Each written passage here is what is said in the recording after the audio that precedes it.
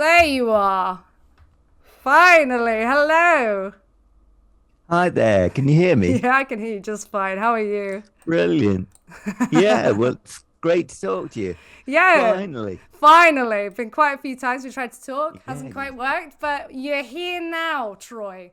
So we're going to leave everything, good. off the table for a little bit. We're just going to talk about animal rights. I think, to be honest, you should begin with perhaps your contentions. I know that you used to be like plant-based or vegan, however you would define it. Maybe we could talk about why you're not. I don't know how you wish to begin this journey. Um, well, I mean, the only reason I'm here is because after 9 months of being almost plant-based, I thought, well, why not dump the last three animal products and make the commitment? But I wasn't just going to dive in, so I did some research, and I thought it doesn't work. Then all the nutrients that I was looking up, I made a list of 28 vitamins and minerals. And I thought, well, they're all, too many of them are coming up in meat, fish, eggs, and dairy. So I thought, well, okay, suspend that on day one and do more research. And nothing panned out in the vegan world. I was listening to people like Gregor and Barnard and all the other vegan doctors. And their evidence just didn't seem to be credible. That the science of the studies just wasn't rigorous enough. Because I've got a background of in the in physical sciences. So, right, okay. So you mentioned beforehand, because you've debated David Rams, you talked about the blue zones, right? So, to my knowledge, can you explain what that is? Like, what is the methodology behind that research?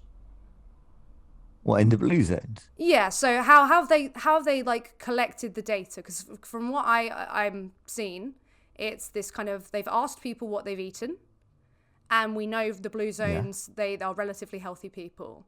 So is it the case that they are they've they've very, yeah. they've gone and asked them what they eat, and they've Well, they've done, no, carry on, sorry. no, so sorry, you please explain. Uh, well, no, I mean, you look at Blue Zones, and Dan Buettner, who led this project, um, states that the Blue Zones eat these healthy people, supposedly the healthiest people on the planet, eat 90 to 95% plant based. But then you go to the Blue Zones website and you look at Sardinia, for example, and where supposedly the longest living men live, um, who actually they're the only blue zone where men live as long as women, and their occupation is goat farmers, and they eat 31% animal products. 26% is dairy, goat dairy. And then you have Dan Buettner. His project in America is to promote 100% plant-based diet. And you think, well, how do those two, why is that not a contradiction? If the longest living men eat 31% animal products, how does that translate to 0% when you're promoting health and longevity? It doesn't make sense. Okay, That's well, what I mean about it not being rigorous. yeah, so we'll move on to the moral argument. Some people in the chat are asking because obviously I'm more concerned with the morals, but I just wanted to point this out Yeah, yeah, because sure. I don't mind yeah, that. obviously when we're looking at populations, there are many different reasons why someone's life expectancy or a group of people's life expectancy is going to be different. It's not just diet related, and I completely concede to the idea that you can be healthy while including the corpses and secretions of other sentient beings in your diet. Right. But what's important is I think we should take note of the fact that they have been asked, what they eat. That's been the response, and you're using the fact, oh well, these people seem to be the longest living, as your kind of basis for why you ought do so. And I think that's important to consider because there are also so many other factors that would affect why people might be dying at a quicker rate. You know, you're talking with David about Western countries and how people don't live as long, but obviously we have loads of different, you know, you talked about processed food, for example. So it's like, I don't understand, you know, obviously I'm happy to move on to the moral argument, you know, talking about, you know, why you feel as if you should have this diet when it includes once sentient beings. That's what I'm interested in, because so what I will just ask you is, do you think there is a relevant difference between humans and other animals that would justify their exploitation and their killing?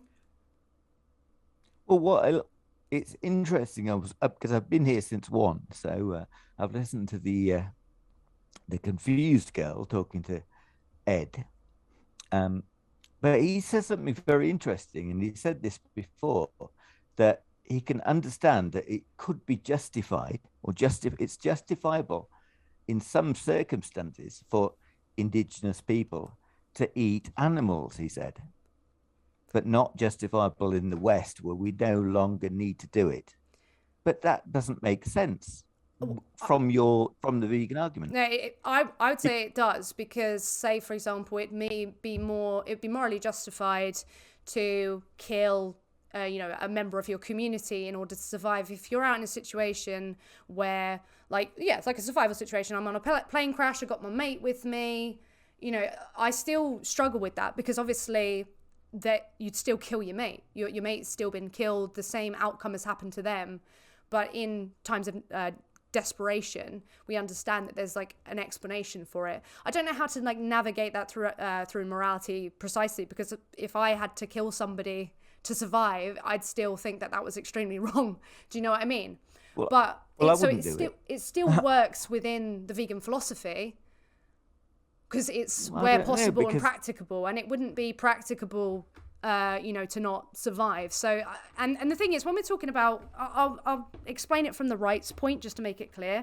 So for me, you know, rights are assigned to individuals when you're within given civilizations or communities or whatever. And when we are out in, you know, situations of desperation, these kind of rules, they do break down, because they are constructed, because if we are out, you know, in nature, we can fall victim to, you know, being someone's dinner. But when we are, you know, developing these societies and looking after each other, we are then setting these rules to follow, and in turn we can then be assigned these rights, and we do so for even non-consenting participants, and that's where it's coming from. It's coming from this rights approach.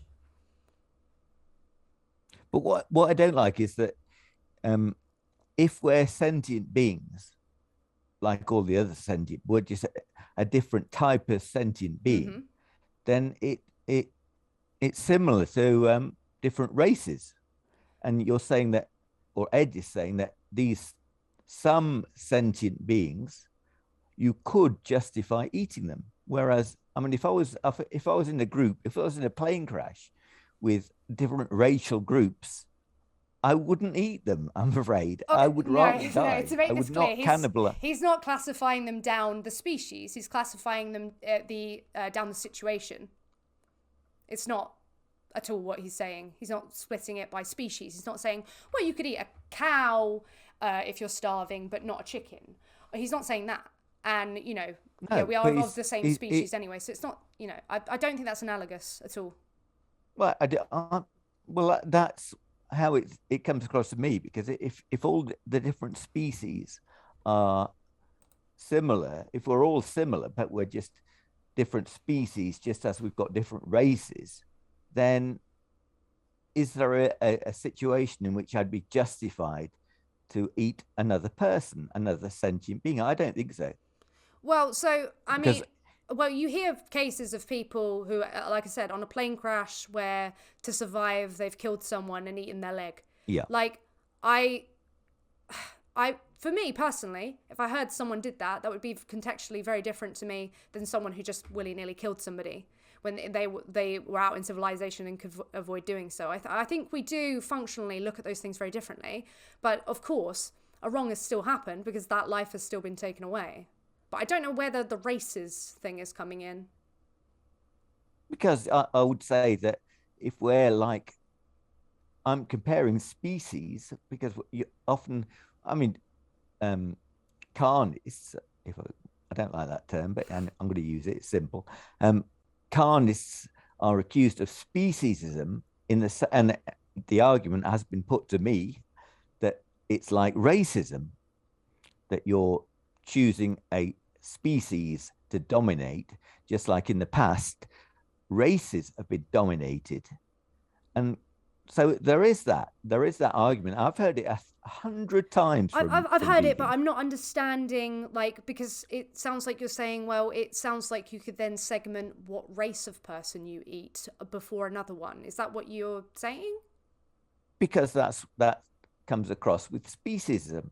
You can some people in certain circumstances see it doesn't seem too bad, or it's almost justifiable for them to eat an animal to survive, but it's not justifiable in the same way that you'd say, well, they're just cannibals. They go to the tribe next door, 5 miles away, and they eat some of them.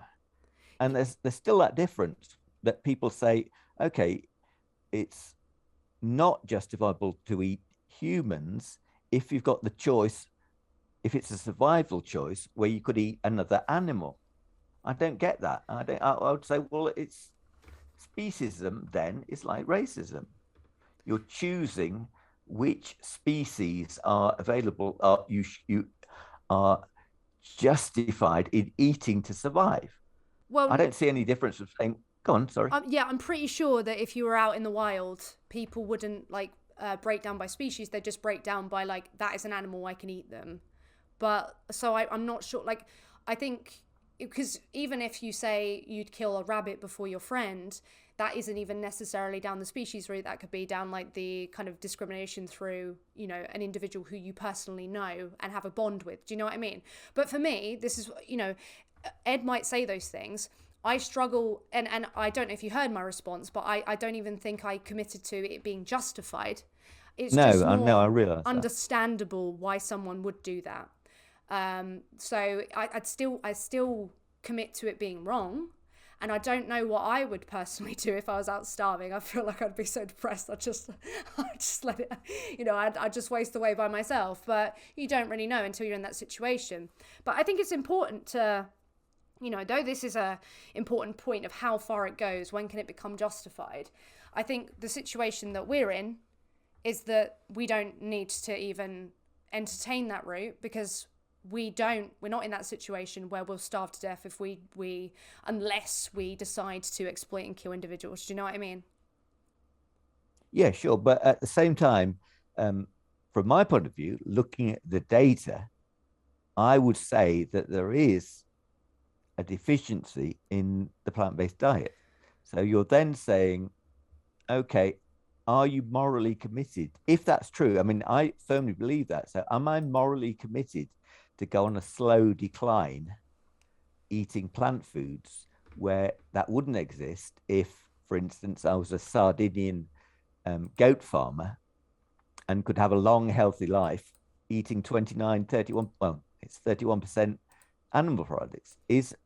Do I have to take that secondary option and have that deficient diet if Well, that's truly what I believe? well, you'd have to establish that that would be the effect of not having that diet, because all you've done so far is go, right, I've looked at this survey of what these people eat. These people seem to live the longest.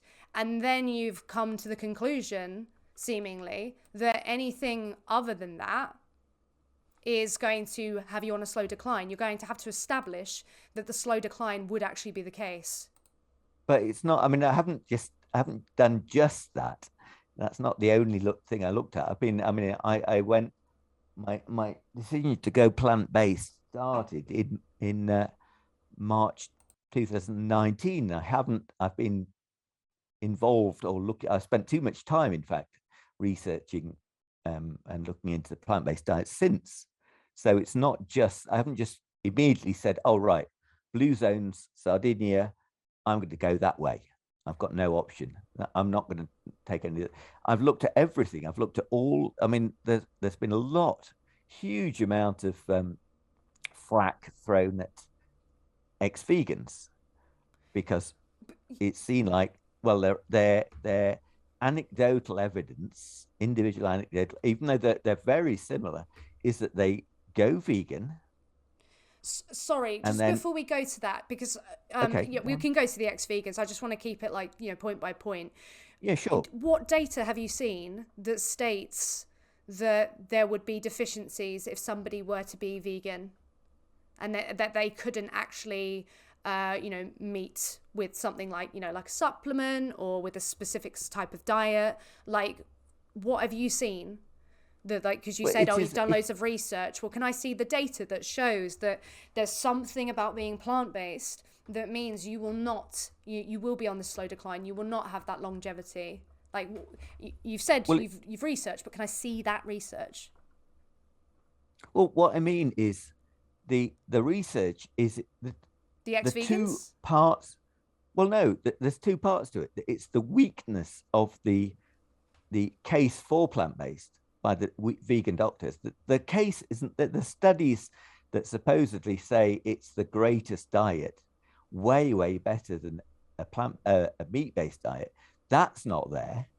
That's weak. That's incredibly weak. We have basically a meta-analysis that's like states that a plant-based diet is suitable for all stages of life. It can actually cause a reduced risk of certain health conditions like ischemic heart disease, type 2 diabetes, hypertension, certain types of cancer, things that lead to the overall longevity of a population, life expectancy decreasing. So we have the position of like the Academy of Nutrition and Dietetics looking through like 117 I've read it. I've read that. Yeah, so like, what are you just saying? I've read it in detail. Okay, so what's the issue with it? It's weak. The science is weak. How is the science weak? Can you explain? The statistics that they use are ridiculous. When you are looking at statistics in terms of backing up evidence, they're using numbers like 13%, 19%. When you're doing a statistical analysis on studies, the base point where you start to look at causation being linked to correlation is 2. So you're looking for really 100% increase in the statistical evidence before you start to take it seriously, and you get to things like the A&D, and they're using numbers in the teens, because you look at smoking and it's something like 1400 to 3000% difference in whether you get a disease from smoking or you don't. That's correlation becoming causation. 19% and 13% is statistically ridiculous. So you're saying the position that they hold, you think it's like a lie? You think they've lied, and this is associated with the kind of a UN position that you were talking about prior, where you think that well, it's weak. I don't know. How is this weak? Well, no, I don't want to follow this route too much, because I've heard the rebuttals at this before, yeah. But unfortunately, sure. In the area of this, you're saying things and I'm not able to give the same rebuttal that someone else can. So because I just want to establish here that, because we can't really go any further with that you look at something like the position of the Academy of Nutrition and Dietetics, or like the position of the NHS and the position of other bodies that they have. You say, no, that's weak data. But then something, for example, like the Blue Zone survey, you would look at and go, that is strong. Well, the reason I say the Blue Zone survey is stronger is because the Blue Zones is aiming for plant-based. The Blue Zones is a plant-based project, and yet so their evidence, when they're saying that there's 31% not plant-based, they're not trying to exaggerate the amount of animal products. Their project is plant-based. So you think, well, I can believe that then.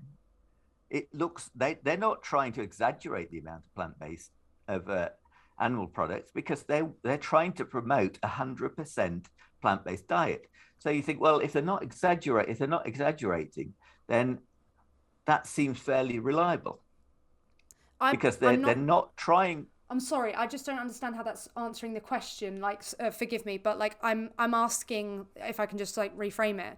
I'm just wondering how you think a survey of people like being asked what they eat and them saying is then something that you can go on to say, oh well, they're the longest living people. They eat this, so I'm going to eat this because then I can live the longest.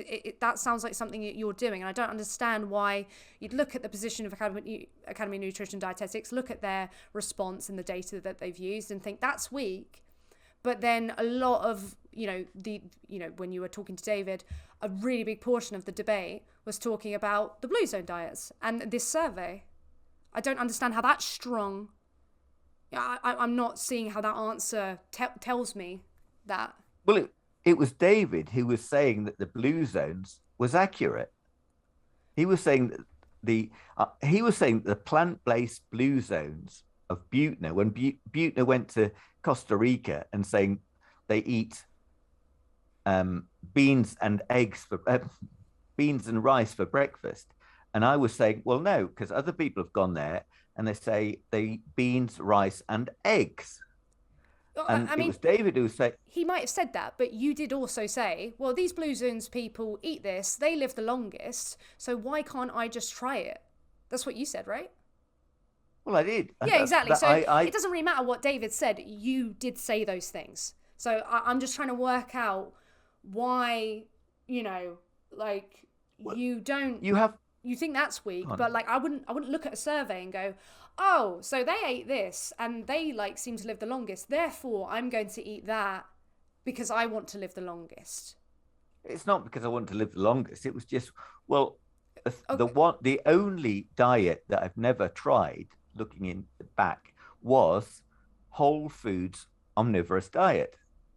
Like they did, some of the, well, no, all of the blue zones, they're not. That none of them are 100% plant-based. So I thought, well, that's the one diet that I've never tried. So you try it and you think, wow, that's producing results. And that is what a lot of ex-vegans say. They go from a crappy diet with a lot of processed food, and they go plant-based, and they hit the high from not having all the crappy processed food. But then they go on a slow decline. And then after that, they go, oh, what about a whole foods omnivore diet? And they go, oh, right, that's the secret. This is what I don't understand now. You're referring to anecdotes, which, when we're looking at like the hierarchy of scientific evidence, anecdotes aren't even on there because there are so many different reasons why someone might feel better or feel worse when they do certain things. Just because someone feels better doing something doesn't mean that thing is therefore healthy. So we can move away from like this for because we've gone back to health again. So I know. So you're talking, why not just try it? Now that is a good question. There are a lot of things in life we could try that I would say, oh well, I don't think you should try that. Even because you might not have tried it, but there's an incentive to not try it. And I think when including the bodies and secretions of animals, I think you shouldn't try it because that entails the rights violations of other sentient beings. So I don't know. I believe I didn't get a strict answer to the relevant difference between humans and animals that would make it justified to exploit and kill them. Sorry if you did say it, but what is that difference that's relevant that makes it justified? Well, I suppose that then goes into the spiritual realm, where you have to say, it's quite a leap, I realize, but the vegan movement is very much grounded in atheism, where you've basically got just the temporal physical realm, and then you've got, okay, everybody just lives a short life. All species, all creatures live a very relatively short life and die. And then you say, well, yeah, then we're all the same. But if you include the possibility of the eternal spiritual dimension as described in the Bible, and you can resolve it, then there's a difference. You've got the moral agency of human beings and the innocence of the animals. Now, from that perspective, the biblical perspective, you've got this enormous, infinite dimension, which puts our physical temporal dimension as a very, very short space of time. So what happens here isn't the be all and end all. And so just because, obviously that, you talked for a bit about this, but so you're saying the morally relevant difference is that humans have spirit and that other animals don't? Is that what that is? well, you'd say that if you can resolve the Bible, and then you're talking about a God, basically. So you say, well, is the Bible from God? Can you resolve it, everything, the Bible, through as being part of an eternal dimension, someone speaking from an eternal dimension, and then resolve everything that happens through that to humans and animals? And it's most people can't, including most Christians, which is why they get roasted by atheists all the time. But it does work. If you can take the leap and see everything from an eternal spiritual perspective, you can resolve the Bible and then say, yeah, it does make sense. So what looks like the violation of the rights of an animal has a different perspective, because it's a very, very, everything that happens here is very, very short. It looks long from our perspective, but if you take it from an eternal perspective, it's very, very short. That's what the Bible says. So it's yeah, but gone. our life is also short. Some animals have longer lives than we do, so I'm not seeing a difference at the minute. So can you just kind of like spell it out for me? What the difference is within a human versus another species of animal? Like, just what is that thing? The awareness, really, the awareness of their environment. But other animals are aware of their environments. They don't just like walk into trees. And I mean, to be honest with you, if I took my glasses off, I wouldn't be aware of my environment. If I take off my glasses, would it be justified to exploit and kill me? But no, it would. They're not aware of the future. They're not really. They're conscious, obviously, but they're not aware of their lives in terms. They're not.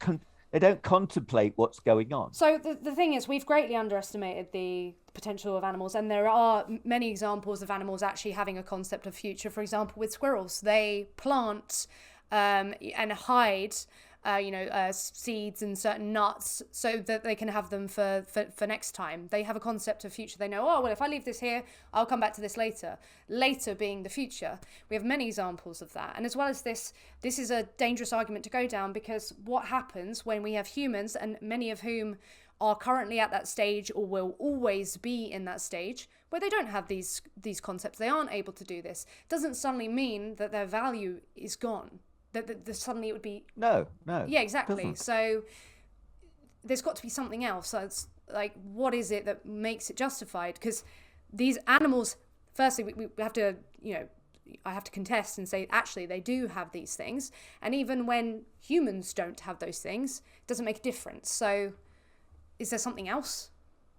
Because the proposal from the eternal perspective is that mankind has got a choice to make between eternal life, which is basically life in a way, not really eternal life, or death, because at the moment we all die. And it's only, the proposal is that it's for mankind to make that choice, and everything can be and will be restored. So it's like saying, yeah, they've got these short lives, animals, and they have got obviously consciousness and feelings. Mm-hmm. I mean, I'm sitting with two cats on my lap at the moment, and they're very funny little people. I get very would you eat them for dinner? No, no, I what would is it? rather starve. Is it okay? That you'd rather okay. So would you say there's like a relevant difference between because some people do kill cats?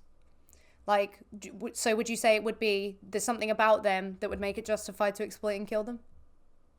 Well, Because they're not it's all human, are about. they? Sorry, you No, carry they're on. not.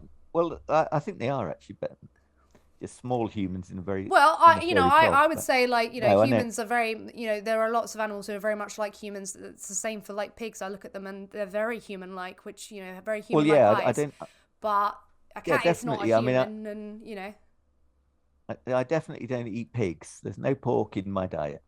Um, but no, it goes back to if you need to. Some people historically and still at the moment need to eat animal products to survive. I mean, So, yeah, but we're talking about like you here, for example, like you don't need the bodies and secretions of animals. And again, I'm still struggling to see what it is intrinsically within these other animals, not cats, because those are people apparently, but other the animals who you do have killed or used for their secretions. What is it about them as a being that makes you think, yeah, I can pay for them to have this happen to them, whereas I wouldn't pay for it if they were a human or a cat? Like, I'm trying to see what it is because, you're talking about the Bible, but I don't think anywhere in the Bible it says, oh, cats are humans too. Or so there's something more than the Bible happening here. well, if just a quick word about the Bible, there is a list in the Bible of appropriate animal foods There's a a lot in the prescribed Bible list. that's said to be appropriate, but as far as I'm aware, nowhere mandates the exploitation and killing of these animals anyway. Well, if you go to the Old Testament, then yes. I See, mean, the I don't problem think one you of want to follow everything that's in the Old Testament. it's not about no. I'm not following the Old Testament, but the Old Testament, yeah, we can. I'm not following the Old Testament. I'm not stoning um, adulterous wives and gay people. Yeah, Not at I'd all. hope frickin' not. I'd be in trouble, wouldn't I? Yeah, well, I don't have a problem with that, um, but it's part of a process, and it was in the Bible, in the Old Testament, it was mandated to eat and sacrifice animals, and it's very difficult. I mean, I had a big problem. Most people become Christians on the strength of the New Testament, but then at some point you start to read the Old Testament and you think, oh, what the hell is going on with all this animal sacrifice? And I almost went a bit Richard Dawkins on it and thinking, God is a genocidal maniac. Why is all these people being killed and all these animals being sacrificed? And you think, oh my goodness, what is going on? What is he up to? And it is difficult to resolve it, but it can be resolved. And as I say, the main thing is the eternal dimension. That, well, for instance, if the universe is in fact 13.7 billion years old, and if you compress that to a year, you say, right, how long is a human lifespan in terms of that year of the length of the universe has been, the time that the universe has existed? And an 85, 86-year-old person would occupy in time zero 0.2 seconds. So you're in this vast space and vast length of time, and you're just a scintillation. So from the eternal point of view, which you'd say is the God's point of view, everything takes place in no time at all. It's only when you look at it from a anthropocentric point of view that you go, oh, there's all this suffering that goes on, and there's the Holocaust. But from God's point of view, yes, it's real. It's not irrelevant, but it is, from his point of view, it's short and it will all be restored. So all the suffering. Yeah, I Go understand on, no, that. carry Yeah, on. but obviously this is not too relevant to what we're actually talking about. As you said, you were like, well, I wouldn't do all these things in the Old Testament, But it does say in the Old Testament that you can eat other animals. But notice how you said these things in the Old Testament that were also acceptable, you don't do. And I'm guessing because they involve the rights violations of humans. Is that correct? It was the Old Testament was kind of resolved by Jesus on the cross. It was Sorry, that was the end. I'm not asking how it got resolved. I'm just asking, like what it is about the fact you wouldn't stone gay people or you wouldn't stone people who've committed adultery.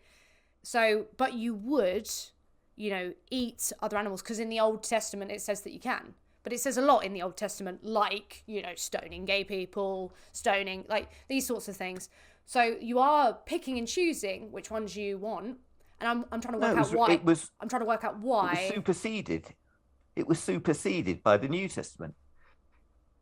The New Testament said, right, the job Jesus fulfilled the Old Testament.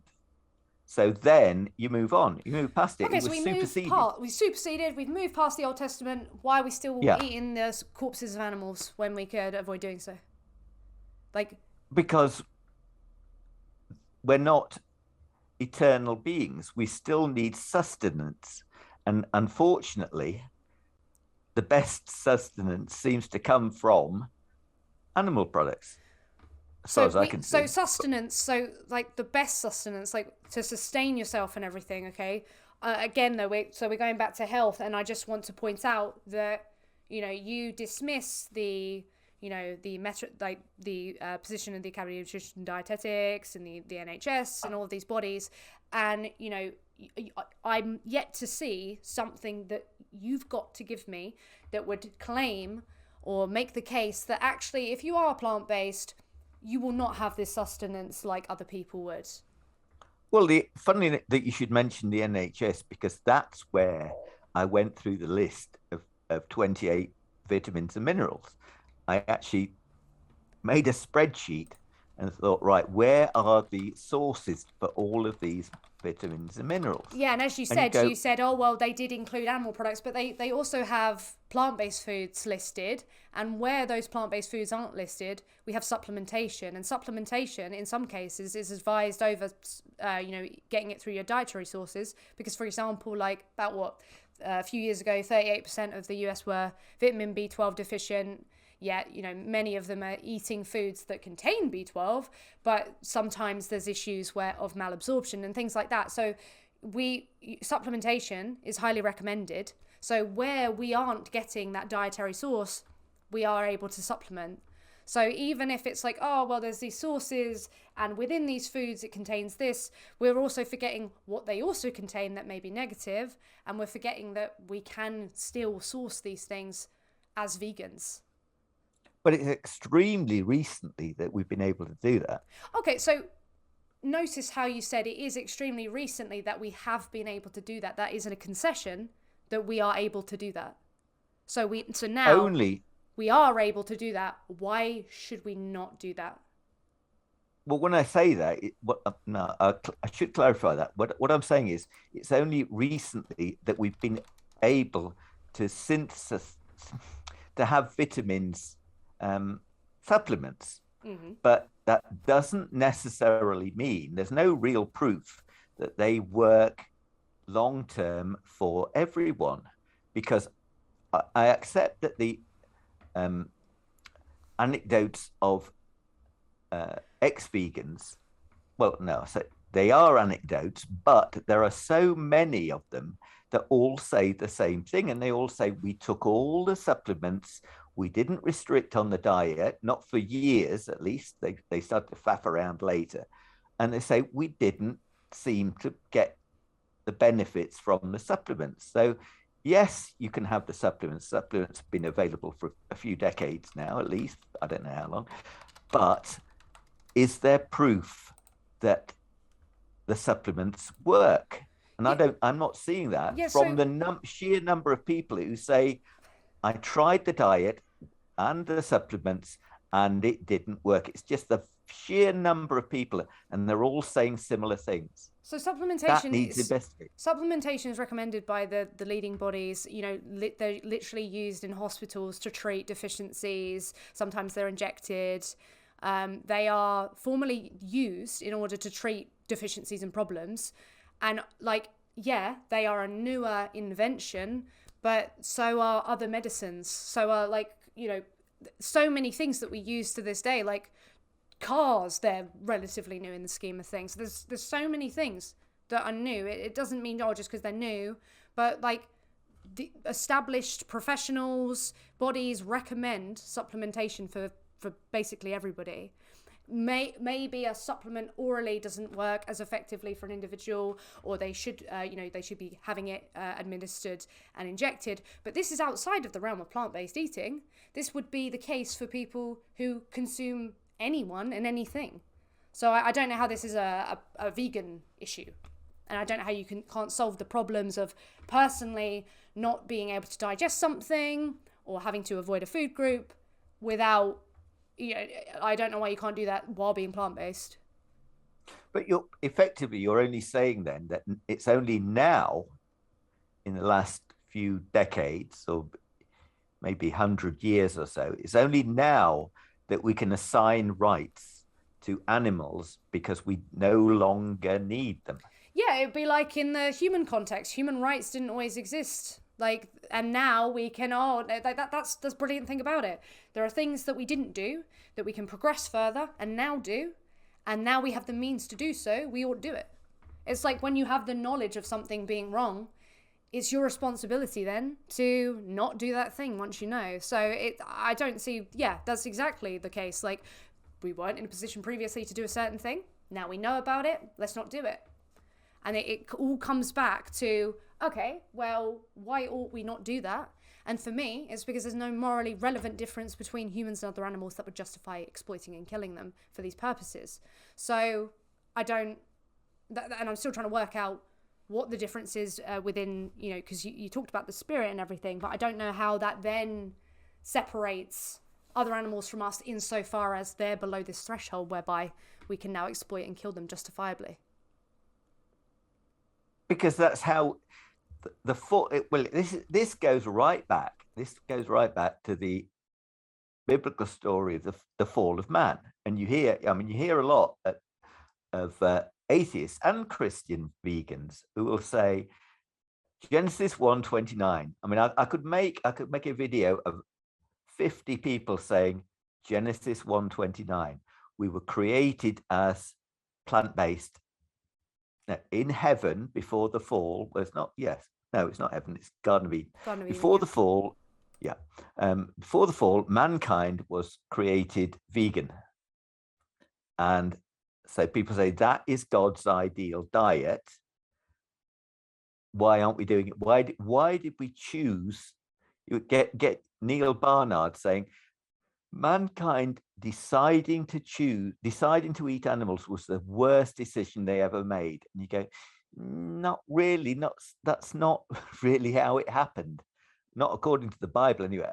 We'd be the only species who went against, if that was true and that we were natural herbivores, we'd be the only species who thought, I tell you what, let's forget our natural diet. Let's go start munching on animals. Well, I mean, it would follow from a lot of other things that we've done where we've gone, oh, well, this may be our nature to do this. It may be our nature to be aggressive and so territorial that we like kill each other or, you know, kill our family members, you know, these sorts of things, or that we may, you know, give birth to a baby and they don't look quite like us, so we kill them off. Like, these may be within the nature that, you know, we express, but we have then been like, okay, well, these things are rights violations, therefore let's avoid doing them. So yeah, we would be, seemingly. I mean, there are other kind of examples of other animals displaying empathy and deciding to go against things that they, you know, for whatever reason, but we have seen small cases of that. But it seems in the human context that we have gone to a kind of like different level with it, where we've gone against our nature. We've created civilizations and tried to function against that nature. So I don't see what the problem is. or Well, how that's a morally relevant difference that would justify exploiting and killing other animals. well, because from biblical point of view, you'd say that once the fall occurred, something serious changed. We were no longer able to sustain ourselves purely from a vegan diet, the ideal plant-based diet, because throughout the New Testament, the Old Testament, we are then presented with, now you need to eat animals. This is Noah, the flood. And So then you've got he Leviticus mandated, did 11. he mandate the killing of animals? Yeah. Where? Can you read the passage that mandates the killing of animals for food or other purposes? Because obviously veganism isn't a diet, you know. But yeah, in the Old Testament, yeah. Sorry, the New Testament. Well, the New Testament says that you can eat what the hell you want, but it also says in I think it's Romans 14 that those whose faith is weak eat only herbs. And we're not to judge each other according to what we eat. You don't have to eat. Now, there's nothing in the New Testament that says you have to eat animals, but it also says that it's those whose faith is weak who eat only herbs, and they're not to judge the people who eat meat. And in the same way as the people who eat meat aren't to judge those who choose not to. So in the New Testament, it's basically saying, don't judge each other according to what you eat. But I don't know what this has to do with it being justified to exploit and kill other animals, wherein it wouldn't be for a human. Like, I'm still waiting for the morally relevant difference. I'm sorry, I keep asking, but I just want to know, like, what is it about them that makes it so far that they're underneath this threshold whereby you can exploit and kill them? Because from biblical point of view, the relationship between God and man, well, the relationship is between God and man. Man has the moral agency. The animals are not in the same, that are below us. They are so they can very much be below us. You could be a vegan who believes other animals aren't as important as other human beings. But I want to know why they are under this threshold whereby it is now justified to exploit and kill them. Like, someone being beneath you doesn't suddenly mean that they are free reign to exploit and kill. Because they are considered to be required to sustain you properly. So your cats they have the basis and can sustain you properly. Like, yep. So yeah, I could eat my cats. You could. Would that be like, say if they weren't your mates, you didn't know them, would it be justified to exploit and kill them because they aren't human? Well, if in a starvation situation, it has been done, and it would be justifiable. It has been done, yeah. But I'm talking about you now. You don't need to eat them. You can eat plant-based. Would it be justified for you to kill your cat and eat them? It wouldn't be the biggest crime in the world. No, I'm not asking about it being the biggest crime. I'm asking if it would be justified. That's what I'm asking. What, from a spiritual point of view? From like, we're talking more morally. So, because I don't think it's morally justified to exploit and kill any animal, including human beings, for this purpose or any other purpose. But you say yes to other animals because they're not human, and you're talking about the Bible to appeal to, there's something that makes us different. So cats aren't human. So is it justified morally to exploit and kill a cat to eat them? Yeah, if you couldn't find. No. Please. I'm talking about your situation right now. You could be plant-based. Right. You could. But you kill your cat and you eat them. Is that justified morally? Not like I'm out in desert island. I'm out this with my cat. You right now, doing what you're doing, except instead of the certain animals you eat, it's your cat. Is that justified? No. Okay. So it's not the fact that we're human that means, okay, well, you can't exploit and kill us, but you can these other animals. It's not them not being human, because I've given you, now we've got an example of a non-human animal who wouldn't be justified to exploit and kill. They aren't your mate in this situation. So it's this whole kind of talk about them not being human isn't really relevant. So I'm looking for the relevant difference. The most appropriate animal. In what fashion? Like, what do you mean? Well, you would eat the animal that you could. Oh, this is going to get me into trouble. But the animal that you could farm and do the least harm to. So it's like the welfareist argument that vegans hate of you could raise herd animals such as cattle and sheep and kill them humanely and eat. You don't even believe what he's, come on. No, right now. it's not that. It's not that. Yeah, you know, because you know how I'm going to feel now. You know, obviously my feminine brain is going to go wild. No, right, no, yeah. Oh, right. yeah. Hang on. No, You're going to hit me with the girl brain now. Yeah, the girl brain. Here's the girl brain, dude.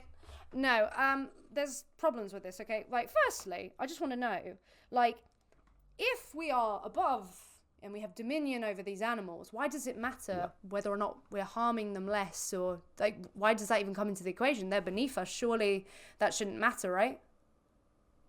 Well, it does, because you're looking to do, in a way, the idea of the least harm is relevant. But if you're separated from God, as we are, according to the Bible, you don't have the choice. We have to eat.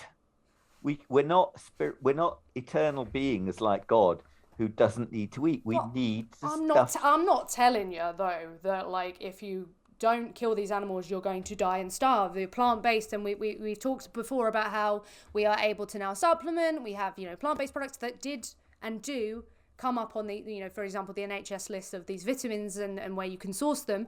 So yes, we do need to eat. Absolutely. I'm aware of that. I need to eat. I like food, but I eat that food without, directly paying for the rights violations of other sentient beings. So, like, no, go on. Yeah. Sorry. So yeah, I don't understand why you're saying, like, you're referring to these things that just simply are not the case. That's the problem. Well, it's not the case. Like, yes, we do need to eat, but we can eat plant-based foods without the rights violations of other sentient beings. So the argument you're using isn't applicable to, you know what I mean? Well, it's basically the fact that a plant-based diet is considered, even from a biblical point of view, to be deficient. What do you mean? All right. Well, look at. I'll give you a really good example, which drives me. This one drives me nuts. It's the Daniel diet. If it's an anecdote, my feminine brain will take over. I'm telling you. All right. Yeah. Okay. All right. We have to be worried about my feminine brain. I do. Yeah. I switch my feminine brain off, so I'm purely on objectivity. Just I think logic, I'm obviously I'm not obvious. No. The problem is when we are following the logic tree, the arguments you're giving, they're just not actually either applicable to yourself, or they're not, like, actually applicable at all. Because let's kind of like recap. We did talk about we talk about how animals, they have no concept of the future when we can demonstrate that they do. Things like this that it's not logical. I just want to make that quite clear. Well, from your point of view. Well, because it's the case. You've got, no. You've got the anthropocentric viewpoint, which is always going to be which is always going to clash. If you've got this single dimension of the temporal and the physical, it will always clash with a view where there's a second dimension of the spiritual and the eternal. Well, It's always going to happen. You're never going to resolve No, but the that. thing is, though, if you're saying animals have no concept of the future, and then they're literally doing things that demonstrate that they do, i.e., planning ahead for the future, leaving things to come back to later on in life, you're planning ahead, you're doing these things, it can, like, you can say that, but that goes against what you say, doesn't it? Well, you don't know. You don't know on what conscious level they do that. You don't, and to be honest with you, that's kind of worrying, isn't it? We don't know, and the more we learn about animals, the more we understand, you know, their abilities, and they amaze us with the things that they can do. You know, we've learned, oh, that pigs can play video games, you know, things like that. You know, they're passing mirror tests, they seem to have free will, all of these things. The more we you know, study them and sometimes exploit them, we learn, oh my god, they have all of this going on in their head, and it's worrying. So my view is that there's far much their experience is far more complicated than we actually give them credit for. And you're talking about the anthropocentric view. Well, that actually works, you know, in favor of veganism. It's like, well, we look at their abilities and think, oh, well, they can't do this and this and this very human things, therefore, oh, they're not as smart, they aren't as good as us. But actually, they can see colours that we don't know to exist. They can smell smells that we can't pick up. They can fly. They can do all these amazing things. And we have, you know, the important things that I want to know, like, because whether or not anything can fly, that doesn't matter.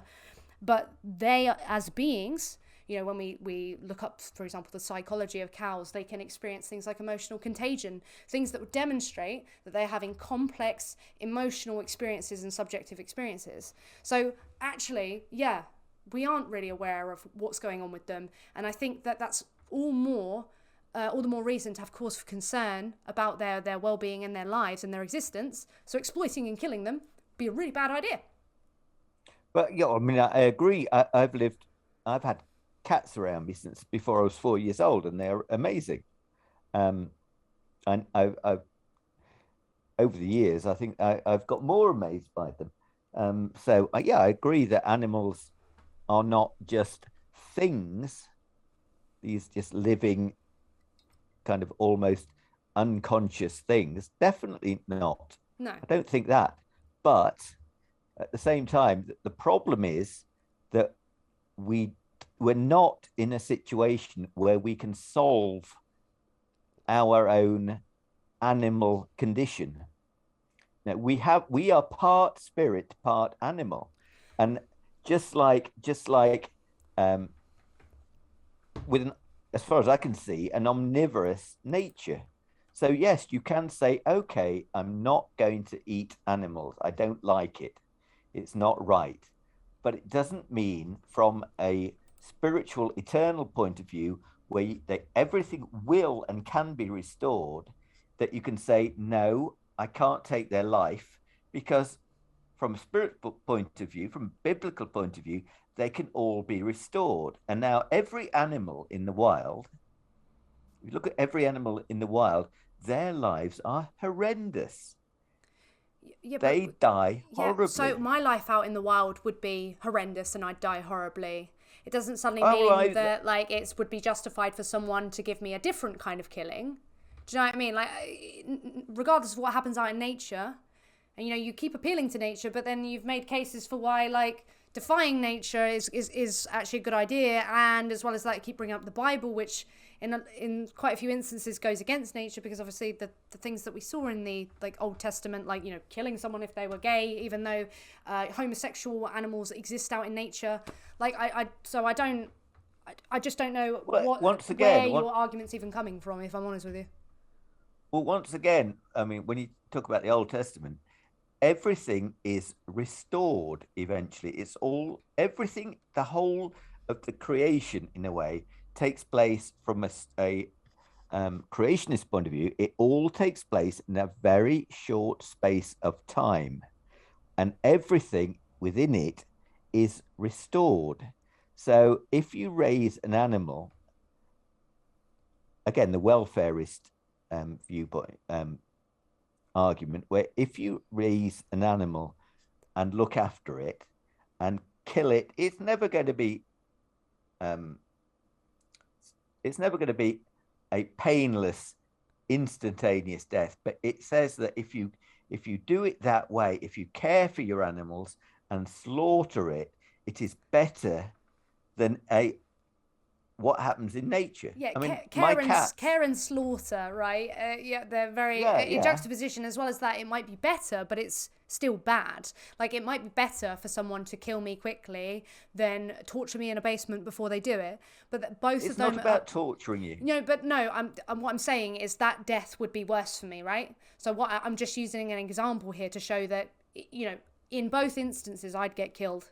Both of them would be bad. Like, and as you said, it would be better, but it's still wrong, and you can avoid doing so, as we've already Well, I mean, established. what's quite amusing from the point of view of the end times in the Bible, it says that Christians in the end times are going to be viewed as the scum of the earth. And anyone who sticks to the Christian point of view and doesn't renounce their faith is going to get executed. And I'm thinking to myself, well, we're getting close. So I've got a choice now. I'm thinking to myself, well, if I had to die slowly in a care home in pain and probably becoming more and more demented, would I prefer that? Or would I prefer to give the middle finger to people who say, renounce your faith or your head's coming off? I'd think, well, yeah, I'll get my head chopped off any day of the week. But I but would, I mean, Yeah, but see how them chopping off your head would still be wrong. And the difference here is that you're making that choice. You're going, oh, I'm picking that. But at the same time, they're still doing something wrongful. They're going to chop your head off. That's bad. You shouldn't have to have that choice imposed on you. And at the end of the day, if you've made that choice, you are a moral agent, you have capacity, that's fair enough. That's your choice. But that's not the choice we impose those on other animals. They don't have the well, capacity. I've made that choice for 5 out of 6 of my cats at some point. You think they're not having a good life anymore. They're suffering.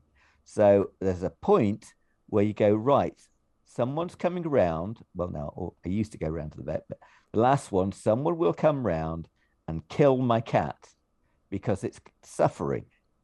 So Yeah, I I don't want understand that I that's a very difficult conversation to have. But what we're talking about is purposefully, having animals in existence, breeding them into existence with the purpose of using them for their bodies. So that's very different, like, than looking after a being who is going to die, because we all do. yeah. That doesn't these are different conversations. Now, it's been like an hour, so I don't know if you want to touch upon, because a lot of your comments, I don't know if you'd prefer not to, because we've had a little butting heads over some of the comments you've made, Yes, sure. and I hope that you've seen that I didn't, bring them up like properly or anything like that at the start, because you said that, to David, you would have preferred if they came round at the end. So I don't know if you want to talk about the kind of, I've said your fixation on, femininity, of being a woman, and what that means for veganism. And for me, like, looking at it, I think some of your comments are you happy for me to go through this, by the way? Well, I think I would be happy to go. I think we should do it another time. I'd be quite happy to discuss it. But you say we've been doing this an hour. I'm quite happy to go through that. But what I really didn't like about David's approach was that I um, extended him the courtesy of telling him what I wanted to talk about in some detail. So it looked like we knew what the debate was going to be about. But he started it with a character assassination ambush, basically, which did catch me off guard, because I thought we had agreed the scope of the debate, and actually somebody did put in the comments that he started it by poisoning the well, and someone else had put in, well, they might be sexist comments, but they're not really misogynist now, or misogynistic. Now, I don't mind if you want to go through this again. I think, as you say, we've been at this an hour. Mm-hmm.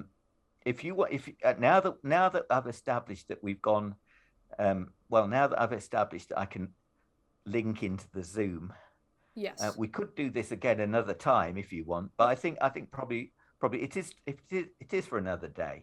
Well, if you'd like to, we can go through that another time. But yeah, so if not, then we can kind of wrap up what we've explored. Because from my view, Sure. I think you did say, we are able to have this plant-based world where we, don't have these rights violations inflicted upon animals. And we have these supplements, but you think these are kind of like a newer thing. I think that it's well established that supplements are something that we should all be implementing in our lifestyle. And, it is a newer thing, but we now have the ability to actually not involve animals in this way. So we ought to do so because there is no morally relevant difference between them and us that would justify exploiting and killing them. Or even if they are, less valuable or whatever, like they still aren't suddenly beneath this threshold whereby it would be justified to exploit and kill them. So I think we should be considering them. I don't think it necessarily even needs to be this place of being equal. I just don't think you can distinguish them in a way where it would be a justification, just because you want to eat them or whatever this regard. And I do think it's important that we establish that you don't believe or you don't have faith. You think it's weak science. The Academy of Nutrition and Dietetics and what they say and these data sets, and you have like NHS agreeing with these things. You aren't a fan of those. You think that they are weak. But a lot of what we've spoken about in this one has been, the blue zones and the survey that goes through what people eat. And you think, oh, well, they live a long time and they eat this, therefore, why not try it? And I'd like to maybe go through another time, press more why it is justified to try something that would entail rights violations to other animals. But yeah, if you want to wrap up what you would like to say, that'd be good. Well, yeah, I mean, the thing that bothers me slightly is that, yes, there are a lot of anecdotes from ex-vegans, but nobody seems to want to investigate whether they are actually able to absorb the nutrients from the supplements. Because what normally happens in science is that when you have a lot of similar anecdotes, that is where you think, right, let's go and study this group, this population of ex-vegans who are all saying very similar things and see whether there is a problem with absorption of the minerals within a significant proportion of the population before you go, let's just chop out before it becomes simply a moral choice. Because if people aren't able, some people or a proportion of people are not able to absorb the nutrients from the supplements, but can from the animal products, then the moral case is highly weakened. And that doesn't see when you listen to vegans, everybody just said that the ex-vegans were never vegans. It's just swept under the carpet, and I don't like that. That's not scientific. Is that your final statement? Well, no. The final statement is thank you. I would love to respond, but then we'll be going back and forth again. So yeah, I know. Well, I mean, it was a civil debate, so thank you for that, and let's do it again sometime. Yes, it'd be nice to go through the feminine brain thing. we didn't. We didn't, and that one's going to be very spicy. Let me tell you, we're going to. Yes. So my feminine brain's going to like freaking unleash itself. Let's go, dude. Yeah, you haven't really hit me with that one properly yet, have you? No, and I'm very ready. No. Okay. Maybe I should wait until I'm on my period as well, and then it's like extra. So maybe we'll save it for that sort of time. Oh yeah. Oh wow. Oh, I don't think I want to be there that day. No, definitely not. No. Okay. Well, funnily enough, right? TMI. Sorry, everyone's gonna throw up. I'm on it right now, and I'm still, the feminine. This is me at my worst. Wow. Thanks for not unleashing the full power of. Definitely come back for round 2. Okay, we'll have more fun then. Yeah. Okay. Well, I've enjoyed talking to you, Ellie. Well, thank you very much for the conversation. Well, yeah, let's do it again sometime. Yeah, we'll do it again, and we'll go through the other stuff that we've missed. Maybe if you could send me some of the stuff that you've seen that I can look at, and we could go through that as well. But yeah, we can make it a bit longer next time. But thank you for chatting with me. I appreciate it a lot. Thank you. Cheers. See you later. Right, let's exit this thingy. Leave the end meeting for all. There we go. Right, done. Vegan Vacancy spoke to me. There we go. I didn't get into it this time, but I would be interested. Then I might lose my right. What do you think?